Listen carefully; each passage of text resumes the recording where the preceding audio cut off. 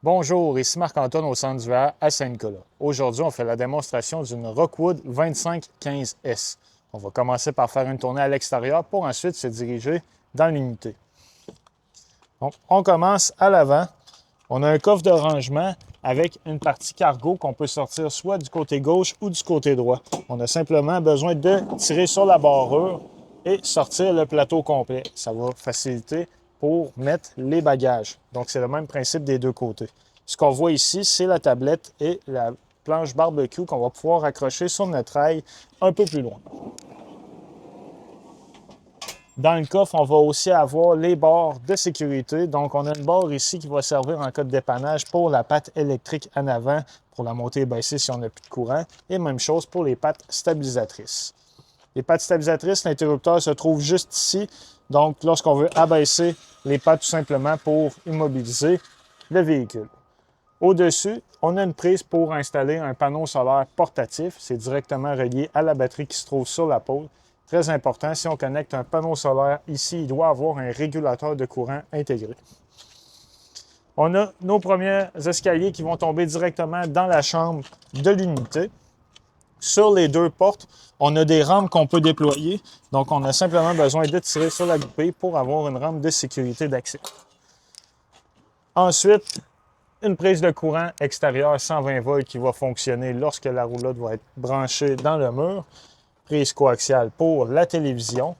On voit ici notre rail où on peut installer la tablette ou le barbecue au besoin. Et en dessous, juste ici, on va avoir un Quick Connect de propane pour connecter notre barbecue. Ce qu'on voit ici, ça va servir pour accrocher une télévision à l'extérieur au besoin. La sortie pour la fournaise qui fonctionne au propane qui est là. On a nos deuxièmes sets d'escalier pour accéder à l'intérieur, à l'arrière. Une douchette extérieure avec l'eau chaude et l'eau froide. Et notre interrupteur pour manœuvrer les pattes stabilisatrices qui se trouvent à l'arrière. La roue de secours se trouve juste ici. On a un réceptacle de 2 pouces pour soit mettre un rack à vélo ou un coffre de rangement supplémentaire. Avec la roulotte, on a la possibilité d'acheter séparément une caméra de recul de marque Furion. Donc, la roulotte est préfilée pour en faire l'installation. C'est vendu séparément. Ce qu'on voit ici, c'est la trappe pour la hotte de la cuisinière. Elle peut se barrer, fermer. Donc, si jamais on veut se servir de la cuisinière, on doit s'assurer qu'ici, elle est débarrée. L'échelle, pour accéder sur le toit, on va recommander de monter sur le toit au moins une fois aux 3 mois pour aller valider que les joints d'étanchéité sont encore bons et que le toit n'est pas endommagé. Ce qu'on veut, c'est prévenir les infiltrations d'eau. Le chauffe-eau, lui, se trouve ici, fonctionne électrique et propane. C'est à partir de l'intérieur qu'on va pouvoir choisir la fonction.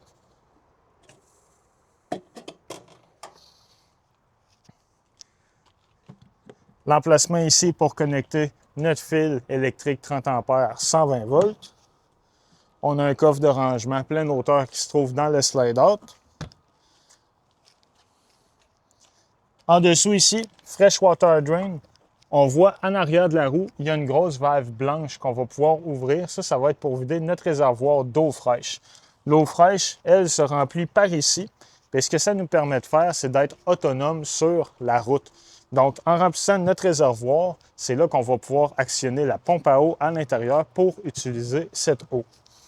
Maintenant, ici, on a notre connexion, le City Water, donc l'emplacement pour connecter l'eau de la ville ou du camping.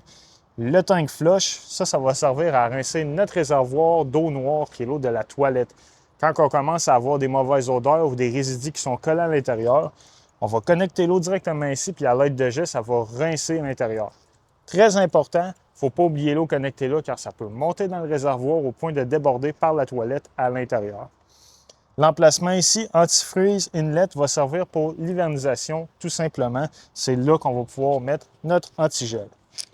En dessous, on a la sortie des égouts. On va avoir la valve grise et la valve noire qui se trouve de chaque côté. On va toujours commencer par ouvrir la valve noire en premier, qui est l'eau de la toilette. Par la suite, on va rincer notre tuyauterie avec notre eau grise, qui est l'eau des éviers et de la douche. On a aussi les low points qui sont sous la jupette à l'arrière. Ce sont les points le plus bas pour vider la plomberie, autant pour l'eau chaude que pour l'eau froide. Maintenant, dans le coffre en avant, même principe, on a une barre, donc on peut retirer le coffre de ce côté-ci, possibilité pour d'ouvrir le tiroir pour mieux charger notre roulotte. Ce qu'on voit ici, c'est le fil qui est fourni avec l'unité.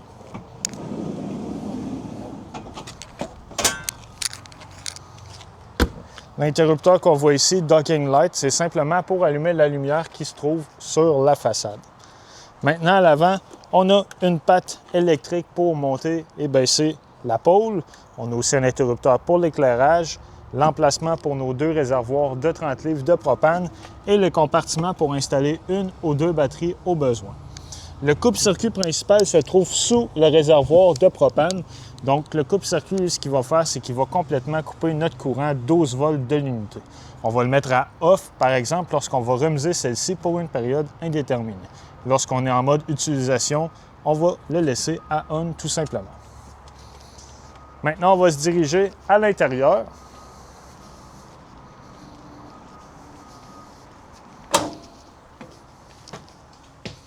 Une fois à l'intérieur de l'unité, sur notre côté droit, on va avoir notre moniteur principal pour gérer l'unité. Donc, on a les interrupteurs ici pour ouvrir la lumière de l'auvent, des marches à l'extérieur, de l'intérieur, la chambre.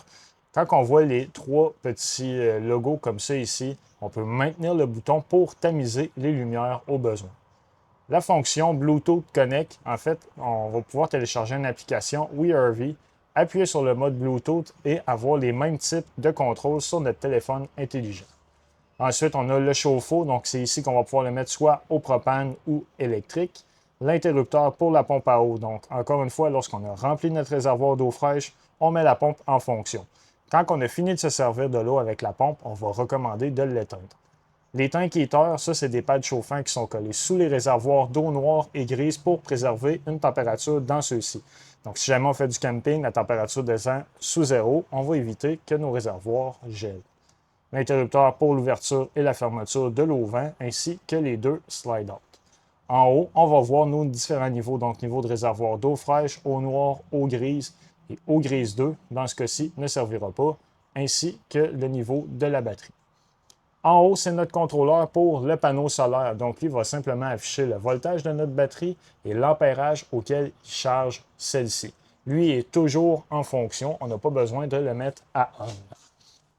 Maintenant, pour le coin dinette, lorsqu'on veut avoir un lit supplémentaire, on a une barrure sur la table qu'on va pouvoir retirer, appuyer sur la table et repositionner les coussins par-dessus pour avoir un lit complet. La télévision, elle, de marque Connex, il y a une barre de son qui peut se gérer indépendamment. Donc, on peut connecter notre téléphone seulement pour faire jouer le son ici, mais elle va aussi servir à faire jouer le son de la télévision au besoin. Elle est connectée à une antenne qui se trouve sur le toit. L'antenne va servir à capter les postes digitaux disponibles. Donc, pour y parvenir, on doit aller dans les paramètres de la télévision et effectuer un channel scan. À ce moment-là, l'antenne va détecter s'il y a des postes de disponibles. Un exemple, au centre du VR à Saint-Nicolas, on va capter 3 à 4 postes différents. Cette étape-là est à recommencer dès qu'on va se déplacer avec la roulotte et ce pour chaque télévision au besoin. Maintenant, notre thermostat, sur lui, on va avoir la gestion de l'air climatisé et du chauffage. Donc, on a simplement besoin d'appuyer sur le bouton. On va venir sélectionner Cool pour climatiser ou Heat pour chauffer avec la fournaise. Par la suite, on peut aller modifier nos intensités de ventilation, donc les mettre à high ou à low, ou les mettre à off, tout simplement. Avec la roulette, on va pouvoir sélectionner la température qu'on veut avoir. Maintenant, de ce côté-ci, on tombe dans la salle de bain, on a une toilette qui fonctionne au pied pour flusher. Dans la douche, on a un système d'économisateur d'eau. Donc lui, simple de fonctionnement, ça va servir à économiser l'eau, surtout lorsqu'on est en mode autonomie et qu'on utilise notre propre eau de nos réservoirs d'eau fraîche. La manière de procéder, on va mettre la valve vers le bas.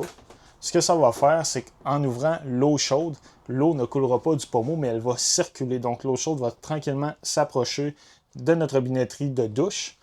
La partie bleutée juste à côté va venir légèrement plus illuminée. À ce moment-là, ça veut dire que l'eau chaude est rendue. On va remettre la valve vers le haut dans sa position initiale, puis c'est de l'eau chaude qui va sortir directement du pommeau sans qu'on ait gaspillé une seule goutte. De l'autre côté, on a notre évier avec l'eau chaude et l'eau froide, les interrupteurs pour l'éclairage et la prise de courant 120 volts avec un reset intégré. Donc, si jamais on n'a plus de courant dans nos prises, un des premiers endroits à venir voir, c'est s'assurer que le bouton dans le milieu est bien enfoncé. Maintenant, dans la chambre, du côté gauche du lit, on a le moniteur pour mettre notre inverteur en fonction. Donc, lui, son travail, c'est d'utiliser le courant 12 volts des batteries pour le convertir en 120 volts pour nous donner du courant dans nos différentes prises, dont celle qui va se retrouver de chaque côté du lit. Très important, l'inverteur consomme énormément de courant seulement en étant allumé. Donc, on va le mettre en fonction seulement au besoin. Quand on a fini de se servir du courant avec l'inverteur, on va recommander de toujours éteindre le module. Ensuite, dans la chambre, en dessous des cabinets, on a des lumières qu'on peut ouvrir et fermer manuellement avec des prises USB supplémentaires. Puis, on a des tiroirs de rangement de chaque côté. La partie au mur ici est faite pour installer une télévision supplémentaire. Donc, on a les connexions coaxiales pour le satellite et l'antenne. Prise 12 volts si on a une télévision qui fonctionne 12 volts et 120 volts pour une télévision qui fonctionne électrique. Au plafond, on a une ventilation qu'on peut ouvrir et fermer manuellement pour aérer l'endroit.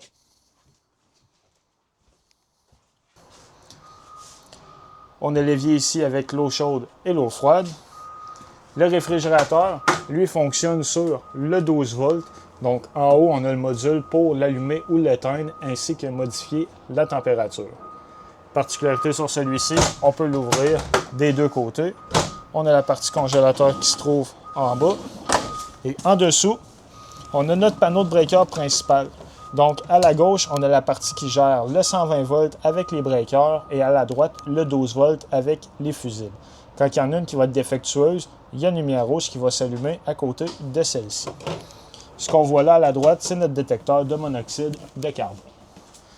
Dans l'unité, il y a une pochette qui est fournie dans laquelle on va être capable de retrouver tous les manuels d'utilisateurs pour les électros. Donc, cuisinière, le micro-ondes, réfrigérateur, la télévision. Donc, si on veut faire de la programmation ou qu'on a des questions, on va toujours pouvoir s'y référer.